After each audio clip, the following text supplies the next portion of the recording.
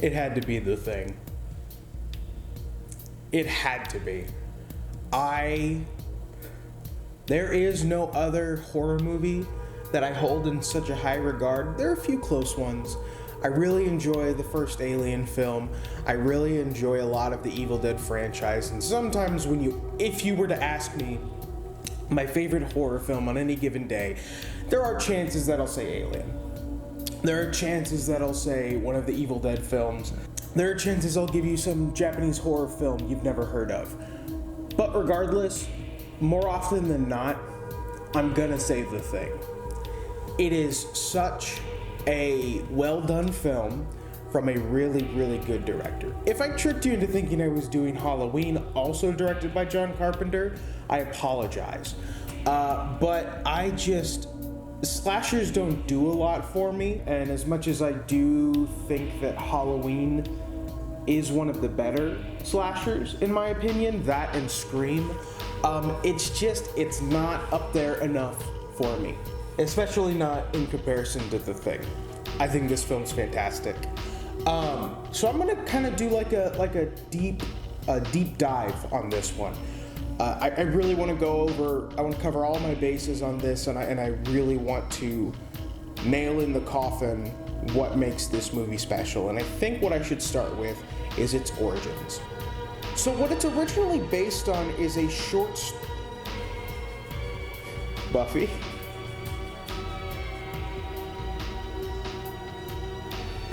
Come up here. You good?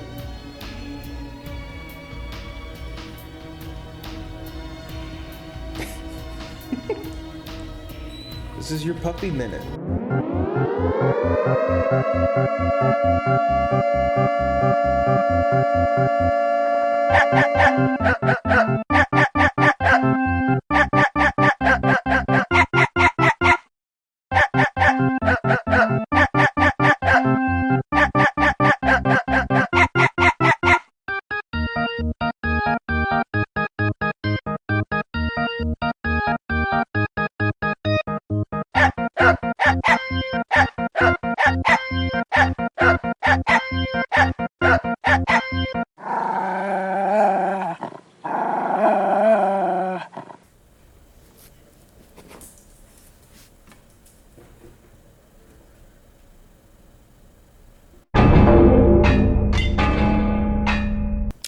The Thing is originally based on a short story by the title of Who Goes There. I have read it. It's rather well done. It does do a deeper dive into the scientifics of things. It was written in, I believe the 1950s. So in the 1950s, if you don't know this, when they say science fiction, they mean science fiction, and they go in depth on a lot of things in that regard. But the short story itself is not at all what convinced John Carpenter to do an adaptation. What convinced him to do an adaptation was a movie, I believe in the 50s, titled The Thing from Another World. And that is where he gets the name. Because when it was released, a lot of people running the film abbreviated it to The Thing, especially on TV reruns. And I'm pretty sure that the opening text just blares out The Thing before it underscrolls it with From Another World. So, a lot of people refer to it as The Thing.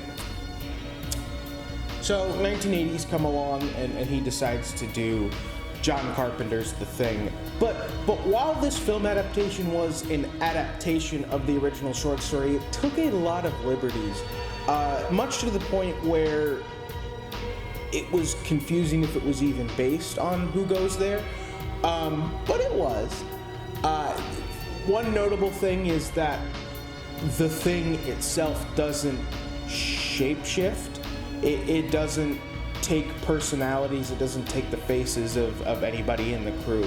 It is purely like a Frankenstein's monster of an alien that they just unfreeze from the ice. So that's kind of a missed point. John Carpenter's version is a lot more based on the original short story. I have seen bits and pieces of the original adaptation. what I've seen, I don't think that it's nearly as good as this one, but that's okay. And before I start talking about the John Carpenter version itself, I wanna cover a few more bases. So, real quick, let's talk about the prequel. So this movie starts up them going to another Arctic base, a few clicks away from them, and I believe it's run by the Swedish or the Polish, some Northern European country like that, in which they find that everybody's dead. They unearth something from a crater or whatever, and blah blah blah, and that's where we start the film. The prequel sets to give you more information on that. It sets out to explain what happened with that base, and it stars with Mary Elizabeth Winstead, and obviously it stars other people. I can't remember their exact names. The prequel wasn't super well received, and I believe a lot of that has to do with the fact that they did opt to use CGI for the Thing transformations, but that wasn't the original idea. The original idea was to use puppeteering, and when they went into filming, they used puppeteering. But then in post, they decided to cover all this shit up with CGI. And that's weird. That's a weird pick for me. I don't understand why they would do that. So they have all this beautiful puppeteering work already set up for this movie, and then in editing, they scrub over it with CGI. Very upsetting. I'm not sure what the thought process was with that. This movie is timeless because of the puppeteering. Yeah, obviously, like, you see it and you're like, oh, that's not real. You know, that's makeup effects. That's, Jim Henson came in and did the puppets for this. I don't even know. I don't think it was Jim Henson himself. But regardless, it was physical. It looked real. It wasn't fake. It especially wasn't, late 2000s, early 2010s, really crappy, really noticeable CGI, which they replaced it with. Super upsetting. I think as far as the story goes, it's fine, even though they have a showdown in the spaceship at the end of the film. That felt unnecessary. I didn't like the showdown scene. Everything else was fine, but living up to this film was a bit crappy. And now I'm going to push off talking about the film one more time while I talk about the video game. The Thing video game came out for the PlayStation 2 and the Xbox. And I'm very biased towards that whole generation of video games. That's the one that I grew up with, and as a result, I think it is the best generation for video games as a whole. But let's not get into that. So the Thing video game, it's really interesting in the fact that while it does take place after The Thing, you don't see a lot of, well, you do. So, unfortunately, it does kind of give an answer to the cliffhanger ending that this one ends with. I'll go more into that when I physically talk about the movie. But the video game's still pretty cool. It does have that kind of aspect of who could be the monster, who could be already taken over. That's one aspect of it, and I think it works really well in that regard. But other than that, it's a pretty average PlayStation 2, Xbox video game. It's not shovelware. I wouldn't go to the point of calling it shovelware at all.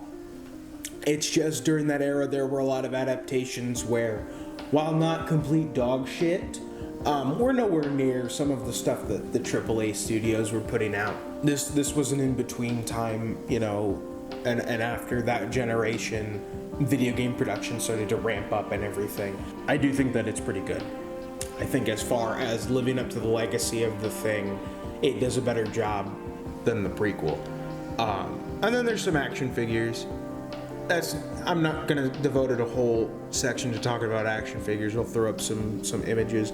NECA is currently doing action figures for the Thing. I don't own any. I'm not a NECA fan. I feel like I've talked about this when I was Dank Toys. But that's about it for everything surrounding the Thing. I know that they did another. They didn't do another book. The author who goes there passed away, and then they found like these extra notes to who goes there. It was like an additional 45 pages, and they compiled that into a book. Other than that, there's not much to this franchise, is what I'm trying to say. There is essentially just the Thing and a few things outside of it. But I'm not talking about those anymore. I already did. We're done with that. Now let's talk about John Carpenter's The Thing. So as I said, directed by John Carpenter, I have yet to see a John Carpenter film that I didn't like. I do like Halloween. I like They Live. I like Prince of Darkness. The Fog is really good. Big Trouble in Little China, fantastic film. The Escape from New York and LA films are fun. Vampires is good. Christine is another great one. He has a phenomenal backlog of films. Legitimately the king of horror, I think, in my opinion. Given how much he's graced the franchise with, I don't think that there is another answer to who is the best horror director. As much as I may, as much as I think that some other directors have come by and done more artsy takes on horror, I think that John Carpenter is the best, and The Thing is my poster child for that statement. I mean, look at what's happening behind me. This is terrifying shit, and it looks real. Because this is real. This is physically there. This isn't CGI. This isn't some horribly green screened over dog shit special effect. They made this. Sure, it's corn syrup and latex and mechanical bits, but it's real. Okay, it's physically there. This movie is timeless. The Thing is really good. If I had to sum up what I'm trying to say, The Thing rules. Oh my god. This movie is great. The story is pretty, not bare bones, not in the slightest. But it's not anything overly complex. They're on an Arctic base. A helicopter comes zooming by, shooting at a dog. The people are speaking a foreign language. They save the dog. They shoot the people, and they shoot the people because they in trying to kill the dog, they're basically shooting at them. They put the dog in the kennel with the rest of their dogs. They go over to the other base and find that everybody's dead, and they have unearthed something from like this dig site on the premises. But everything else, they don't know. They don't know what the hell's going on. And then the dog that they found starts to change and starts to attack the other dogs. I think it's a great setup. It kind of combines body horror with a whodunit kind of genre, because the entirety of the film you're wondering who could be the Thing, who could be taken over right now, and it is wildly it plays with that. It wants you to feel those things. It wants you to question every member of this team, and it does so really well. Really, really well. And then once they transform, it's actually horror. It's actually really well done. You know, it's not this super high concept horror film, with no special effects because it doesn't need to show you that. No. It shows you the special effects, and it does the special effects really, really well. Alien is also like one of those that's, oh, this is real, you know, this is an actual thing. But the dude in the suit looks a little silly. And because of that, they never show you too much of the alien. This one shows you everything. You see the transformations. You see, you know, the dude growing 3 feet taller and towering over somebody as this big amorphous blob of flesh.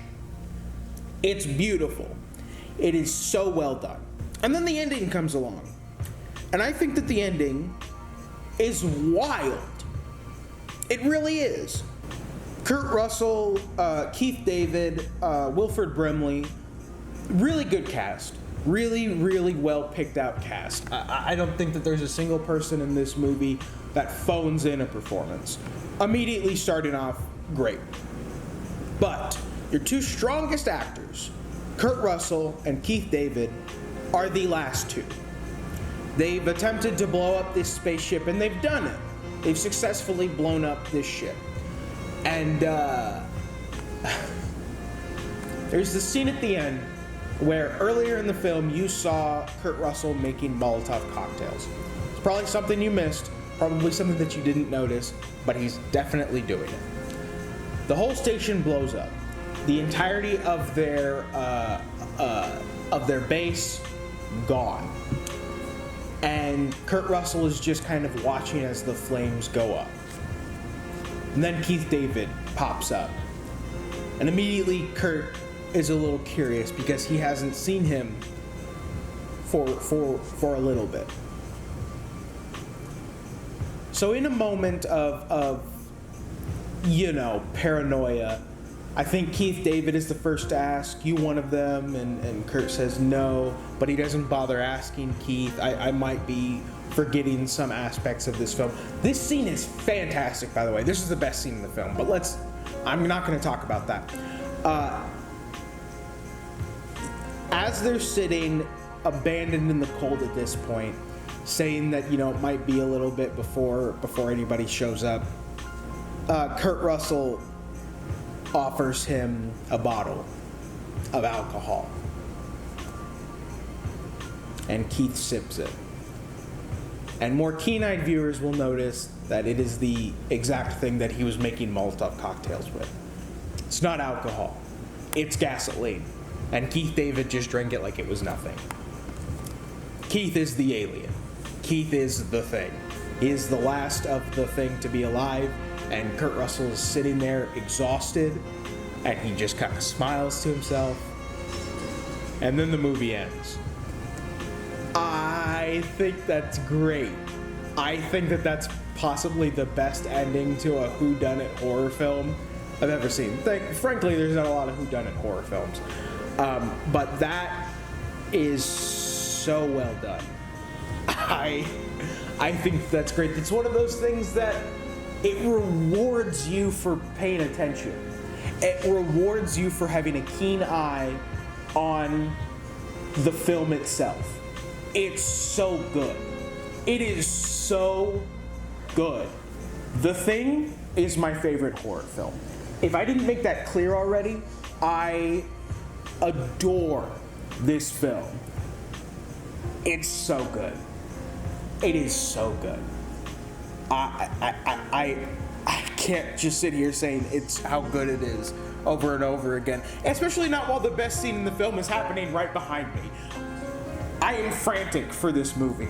John Carpenter nailed it. John Carpenter did the impossible. John Carpenter made a horror film that if you watch this film and you don't enjoy it, there is something wrong with you. Even if you don't like horror films, even if you don't like whodunits, fuck you, this is the best movie ever made.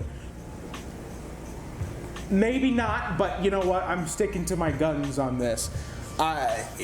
Such a wildly well done film. So good. I love the cast. I love the premise. I love the special effects. I love all of it. There's also The Thing board game that I've played with my friends. Really fun.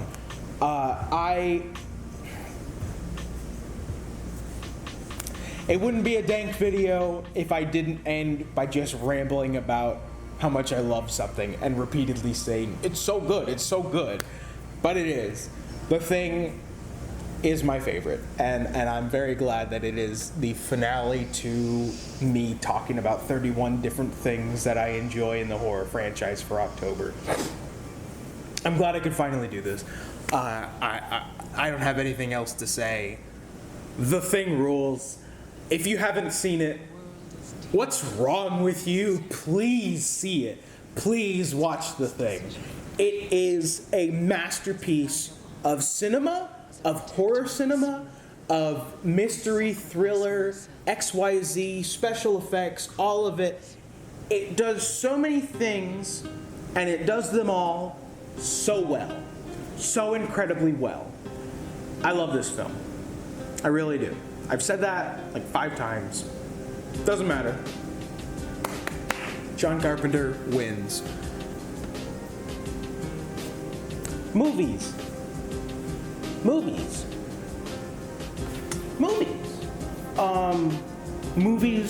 books, video games, movies.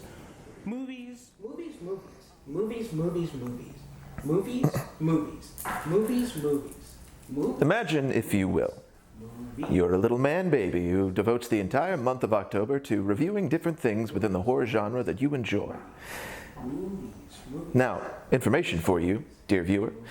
Rob Serling didn't actually say that in The Twilight Zone, and he's the one who told me to say all of this. So should you really trust his opinions? Or any of his insights, really? I don't think so. They'll just keep going. What the hell are you doing on my